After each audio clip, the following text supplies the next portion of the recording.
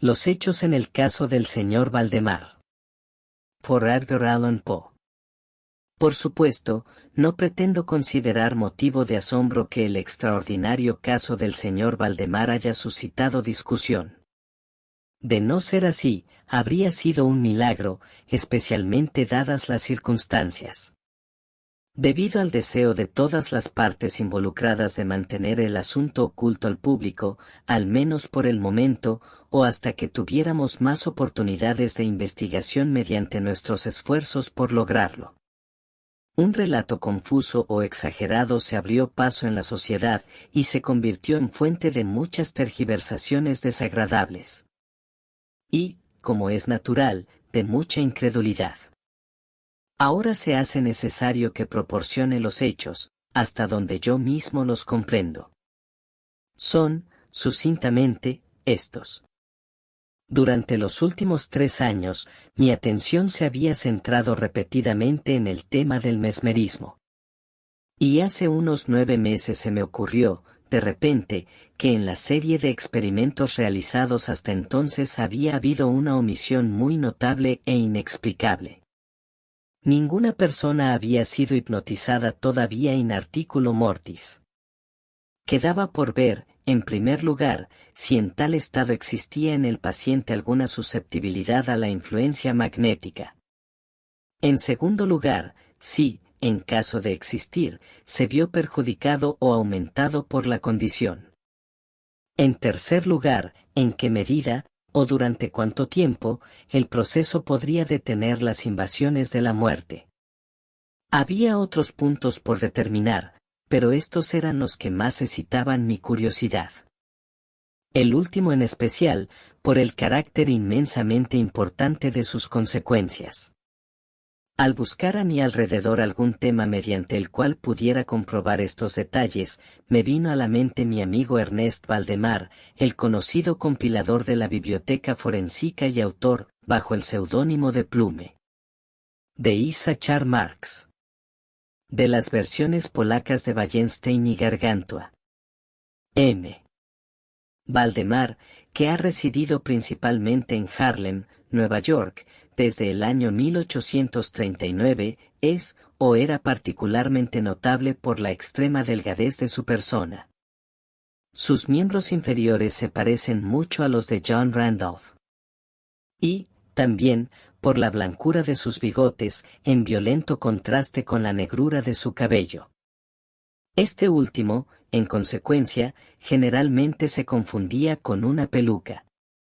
Su temperamento era marcadamente nervioso y lo convertía en un buen sujeto para experimentos meméricos. En 2 o 3 ocasiones lo había hecho dormir con poca dificultad, pero me decepcionaron otros resultados que su peculiar constitución me había llevado naturalmente a anticipar. Su voluntad nunca estuvo positiva o completamente bajo mi control, y en lo que respecta a la clarividencia, no pude lograr con él nada en lo que confiar. Siempre atribuí mi fracaso en estos puntos al desordenado estado de su salud. Algunos meses antes de que yo lo conociera, sus médicos lo habían declarado con tisis confirmada. De hecho, era su costumbre hablar con calma de su próxima disolución, como si fuera un asunto que no debía evitarse ni lamentarse. Cuando se me ocurrieron por primera vez las ideas a las que he aludido, fue, por supuesto, muy natural que pensara en el señor Valdemar. Conocía demasiado bien la firme filosofía de aquel hombre como para temerle algún escrúpulo, y no tenía parientes en Estados Unidos que pudieran interferir. Le hablé francamente sobre el tema, y, para mi sorpresa, su interés parecía vívidamente excitado. Digo para mi sorpresa, porque, aunque siempre había cedido libremente su persona a mis experimentos, nunca antes me había dado muestras de simpatía por lo que hacía. Su enfermedad era de tal carácter que permitiría un cálculo exacto con respecto a la época de su terminación en la muerte, y finalmente quedamos de acuerdo entre nosotros que me enviaría a buscar unas 24 horas antes del plazo anunciado por sus médicos como el de su fallecimiento. Hace ya más de 7 meses que recibí, del propio señor Valdemar, la nota adjunta. Mi querido P, también puedes venir ahora. D y F están de acuerdo en que no puedo aguantar más allá de mañana a medianoche y creo que ya casi han llegado al momento indicado. Valdemar. Recibí esta nota, media hora después de haber sido escrita, y 15 minutos después estaba en la habitación del moribundo. Hacía 10 días que no lo veía y estaba horrorizado por la terrible alteración que aquel breve intervalo había producido en él. Su rostro tenía un tono plomizo. Los ojos estaban completamente apagados. Y la demacración era tan extrema que la piel había sido atravesada por los pómulos. Su expectoración era excesiva. El pulso era apenas perceptible. Sin embargo, conservó de manera muy notable tanto su poder mental como un cierto grado de fuerza física. Hablaba con claridad, tomaba algunos medicamentos paliativos sin ayuda y, cuando entré en la habitación, estaba ocupado escribiendo notas en una cartera. Estaba apoyado en la cama con almohadas. Asistieron los doctores de I.F. Después de estrechar la mano de Valdemar, llevé a estos caballeros aparte y obtuve de ellos un informe minucioso del estado del paciente. El pulmón izquierdo había estado durante 18 meses en un estado semióseo o cartilaginoso y, por supuesto, era completamente inútil para todos los fines de vitalidad. La parte derecha, en su parte superior, también estaba parcialmente, si no completamente, osificada, mientras que la región inferior era simplemente una masa de tubérculos purulentos que se entrelazaban unos con otros. Existieron varias perforaciones extensas, y, en un momento dado, se había producido una adhesión permanente a las costillas. Estas apariciones en el lóbulo derecho eran de fecha comparativamente reciente. La osificación había ocurrido con una rapidez muy inusual. Un mes antes no se había descubierto señal alguna y la adherencia solo se había observado durante los 3 días anteriores. Independientemente de la tisis, se sospechaba que el paciente padecía un aneurisma de aorta. Pero en este punto los síntomas óseos imposibilitaban un diagnóstico exacto. Ambos médicos opinaron que el señor Valdemar moriría alrededor de la medianoche del día domingo siguiente. Eran entonces las 7 de la tarde del sábado. Al abandonar la cama del inválido para conversar conmigo mismo, los doctores de I.F. se despidieron definitivamente de él.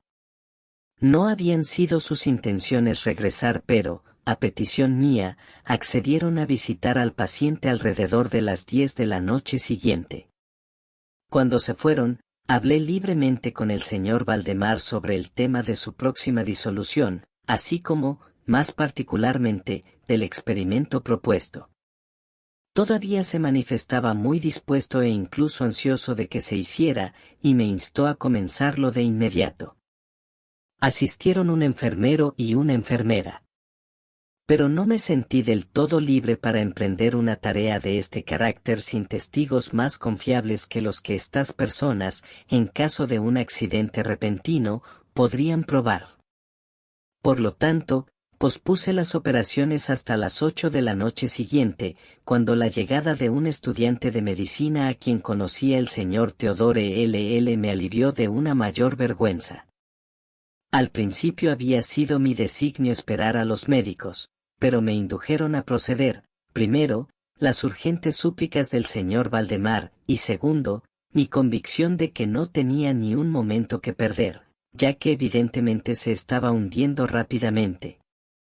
El señor L.L. fue tan amable de acceder a mi deseo de que tomara notas de todo lo ocurrido, y es de sus memorandos que lo que ahora tengo que relatar esto, en su mayor parte, condensado o copiado palabra por palabra. Faltaban 5 minutos para las 8 cuando, tomando la mano del paciente, le rogué que dijera, lo más claramente posible. Al señor L.L. sí, él. El señor Valdemar estaba enteramente dispuesto a que yo hiciera el experimento de hipnotizarlo. En su condición de entonces, él respondió débilmente, pero de manera bastante audible. Sí, deseo serlo. Me temo que me has hipnotizado y añade inmediatamente después. Me temo que lo has aplazado demasiado. Mientras hablaba así, comencé los pases que ya había encontrado más eficaces para someterlo. Evidentemente quedó influenciado por el primer golpe lateral de mi mano en su frente.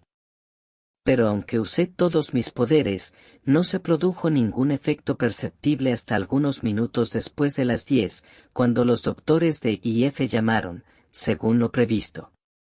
Les expliqué en pocas palabras lo que había diseñado, y como no opusieron ninguna objeción, diciendo que el paciente ya estaba en agonía, procedí sin dudarlo, cambiando, sin embargo, los pases laterales por otros descendentes y dirigiendo mi mirada completamente en el ojo derecho de la víctima. Para entonces su pulso era imperceptible y su respiración estertorosa, y a intervalos de medio minuto. Esta situación permaneció casi inalterada durante un cuarto de hora. Sin embargo, al expirar este periodo, un natural aunque un suspiro muy profundo escapó del pecho del moribundo, y la respiración estertorosa cesó, es decir, su estertorosidad ya no era evidente. Los intervalos no disminuyeron. Las extremidades del paciente estaban heladas, a las 11:05 percibí signos inequívocos de la influencia memérica. El giro vidrioso de los ojos fue cambiado por esa expresión de intranquilo examen interior que nunca se ve excepto en los casos de sueño y vigilia, y que es absolutamente imposible confundir. Con unos cuantos pases laterales rápidos hice temblar los párpados, como en un sueño incipiente, y con unos cuantos más los cerré del todo. Sin embargo, no quedé satisfecho con esto, sino que continué las manipulaciones vigorosamente y con el máximo ejercicio de la voluntad, hasta que hube rígido completamente los miembros del durmiente, después de colocarlos en una posición aparentemente cómoda. Las piernas estaban en toda su longitud. Los brazos estaban casi así y reposaban sobre la cama a una distancia moderada de la cintura. La cabeza estaba ligeramente elevada. Cuando lo hube hecho, ya era medianoche y pedí a los caballeros presentes que examinaran el estado del señor Valdemar. Después de algunos experimentos, admitieron que se encontraba en un estado inusualmente perfecto de trance memérico. La curiosidad de ambos médicos fue grandemente excitada. El doctor D resolvió inmediatamente quedarse con el paciente toda la noche, mientras que el doctor F se despidió con la promesa de regresar al amanecer. El señor LL y las enfermeras se quedaron. Dejamos al señor Valdemar completamente tranquilo hasta las 3 de la mañana, cuando me acerqué a él y lo encontré exactamente en las mismas condiciones que cuando se fue el doctor F, es decir, yacía en la misma posición. El pulso era imperceptible. La respiración era suave apenas perceptible, salvo mediante la aplicación de un espejo en los labios. Los ojos estaban cerrados de forma natural. Y los miembros estaban rígidos y fríos como el mármol. Aún así, la apariencia general no era ciertamente la de la muerte. Y mientras me acercaba al señor Valdemar, hice una especie de medio esfuerzo para lograr que su brazo derecho persiguiera el mío, mientras pasaba este último suavemente de un lado a otro por encima de su persona. En tales experimentos con este paciente, nunca antes había tenido un éxito perfecto, y seguramente no pensaba mucho en tener éxito ahora. Pero para mi asombro, su brazo muy fácilmente, aunque débilmente, siguió todas las instrucciones que le asigné con el mío. Decidí arriesgarme a algunas palabras de conversación. Señor Valdemar, le dije, ¿está usted dormido? No respondió, pero percibí un temblor en los labios y me vi inducido a repetir la pregunta una y otra vez. En la tercera repetición, todo su cuerpo se vio agitado por un ligero escalofrío. Los párpados se abrieron hasta dejar ver una línea blanca de la bola. Los labios se movieron perezosamente, y de entre ellos, en un susurro apenas audible, brotaron las palabras. Sí. Ahora estoy dormido. No me despiertes. Déjame morir así. Aquí palpé los miembros y los encontré tan rígidos como siempre. El brazo derecho, como antes, obedeció la dirección de mi mano. Volví a interrogar al sonámbulo. ¿Aún siente dolor en el pecho, señor Valdemar? La respuesta ahora fue inmediata, pero aún menos audible que antes. No hay dolor, me estoy muriendo. No pensé que fuera aconsejable molestarlo más en ese momento, y no se dijo ni se hizo nada más hasta la llegada del doctor F., que llegó un poco antes del amanecer y expresó su enorme asombro al encontrar al paciente todavía vivo. Después de tomarle el pulso y aplicar un espejo en los labios, me pidió que volviera a hablar con el sonámbulo. Así lo hice, diciendo: «Señor Valdemar, ¿todavía duerme?». Como antes, transcurrieron algunos minutos antes de que se diera una respuesta. Y durante el intervalo el moribundo pareció reunir fuerzas para hablar. A la cuarta repetición de la pregunta, dijo muy débilmente, casi inaudiblemente: «Sí. Todavía dormido. Muriendo». Ahora era la opinión, o más bien el deseo, de los médicos, que se permitiera que el señor Valdemar permaneciera tranquilo en su actual condición aparentemente tranquila, hasta que sobreviniera la muerte. Y esto, según se convino en general, debía ocurrir ahora dentro de un plazo de 1 año. Pero en pocos minutos. Sin embargo, decidí hablar con él una vez más y me limité a repetir mi pregunta anterior. Mientras hablaba, se produjo un marcado cambio en el rostro del sonámbulo. Los ojos se abrieron lentamente y las pupilas desaparecieron hacia arriba. La piel generalmente adquiría un tono cadavérico, más parecido al pergamino que al papel blanco. Y los puntos circulares de agitación que hasta entonces habían estado fuertemente definidos en el centro de cada mejilla, desaparecieron de inmediato. Utilizo esta expresión porque lo repentino de su partida no me recordó nada más que la extinción de una vela con un soplo de aire. El labio superior, al mismo tiempo, se retorcía separándose de los dientes, que antes había cubierto por completo. Mientras la mandíbula inferior caía con un audible tirón, dejando la boca ampliamente extendida y dejando a la vista la lengua hinchada y ennegrecida. Supongo que ninguno de los miembros del grupo presente en ese momento estaba acostumbrado a los horrores del lecho de muerte. Pero el aspecto del señor Valdemar en aquel momento era tan espantoso, más allá de toda imaginación, que todos se alejaron de la zona de la cama.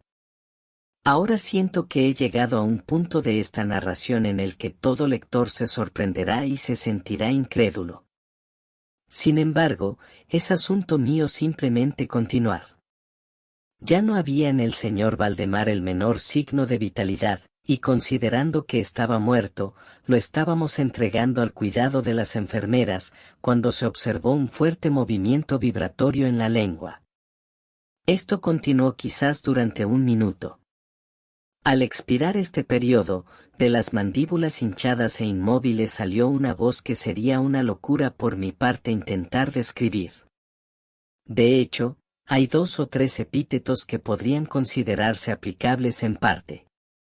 Podría decir, por ejemplo, que el sonido era áspero, entrecortado y hueco. Pero el espantoso conjunto es indescriptible, por la sencilla razón de que ningún sonido similar ha llegado jamás al oído de la humanidad. Sin embargo, había 2 detalles que pensé entonces, y sigo pensando, que podrían considerarse característicos de la entonación, y también adecuados para transmitir alguna idea de su peculiaridad sobrenatural.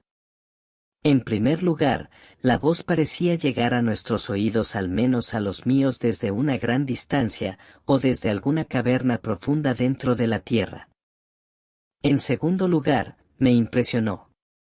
Y temo, en efecto, que será imposible hacerme comprender cómo las materias gelatinosas o glutinosas impresionan el sentido del tacto. He hablado tanto de sonido como de voz.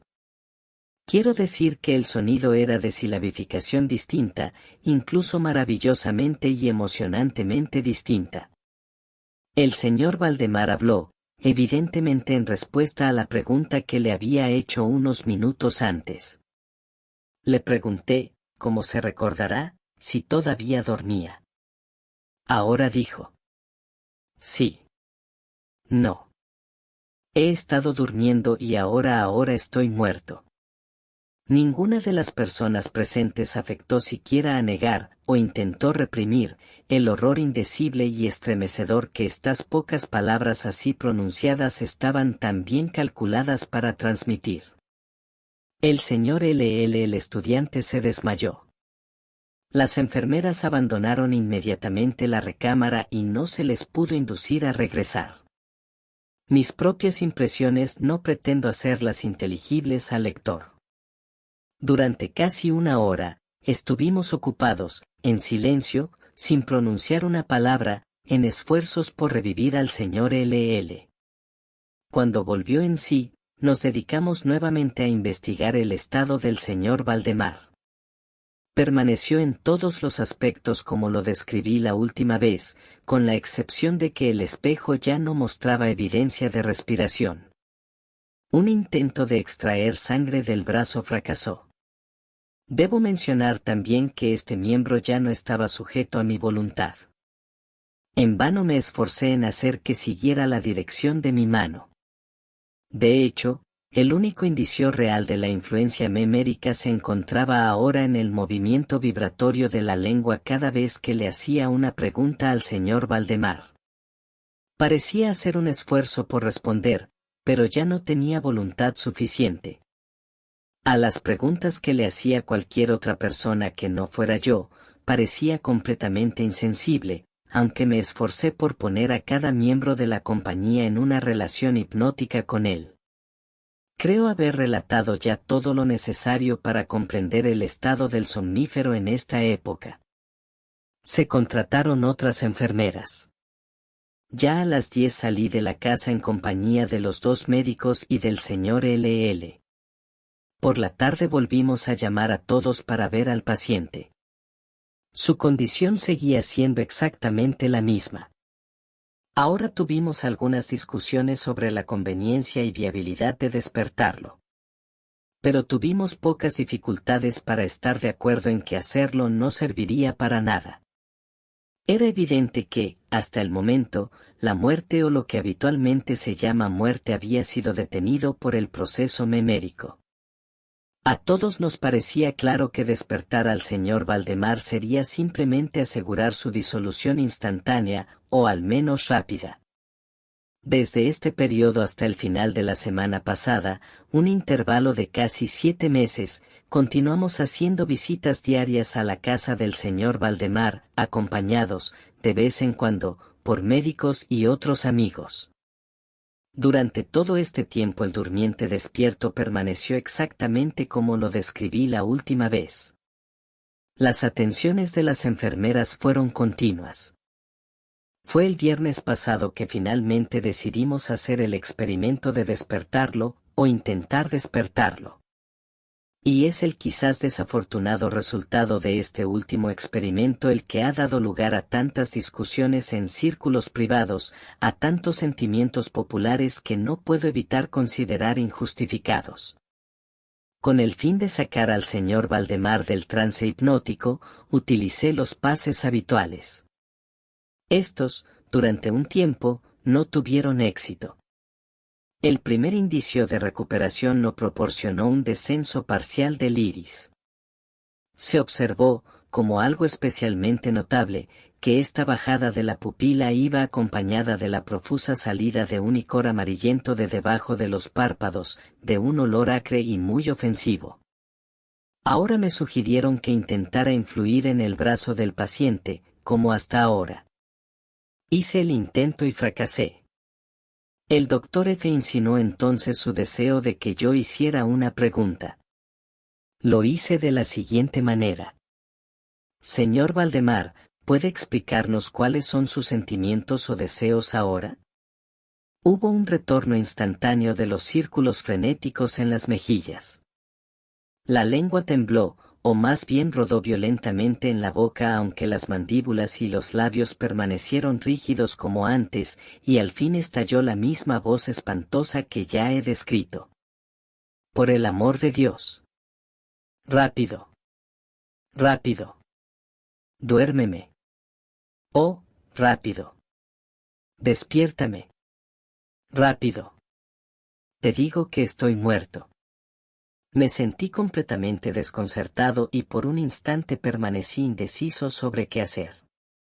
Al principio me esforcé por recomponer al paciente, pero, fracasando en esto por total abandono de la voluntad, volví sobre mis pasos y con la misma seriedad luché por despertarlo. En este intento pronto vi que tendría éxito, o al menos pronto imaginé que mi éxito sería completo, y estoy seguro de que todos en la sala estaban preparados para ver despertar al paciente. Sin embargo, es absolutamente imposible que un ser humano hubiera podido estar preparado para lo que realmente ocurrió. Mientras hacía rápidamente los pases meméricos, en medio de exclamaciones de «muerto, muerto», absolutamente estallando de la lengua y no de los labios del que sufría, todo su cuerpo de repente, en el espacio de un minuto, o incluso menos, se encogió, se desmoronó, se pudrió por completo bajo mis manos. Sobre la cama, ante toda aquella compañía, yacía una masa casi líquida de repugnante y detestable putrescencia. Gracias por acompañarnos en la obra de los hechos en el caso del señor Valdemar. Por Edgar Allan Poe. Esperamos que haya disfrutado esta historia y, si lo hizo, considere darle me gusta, comentar, compartir y suscribirse.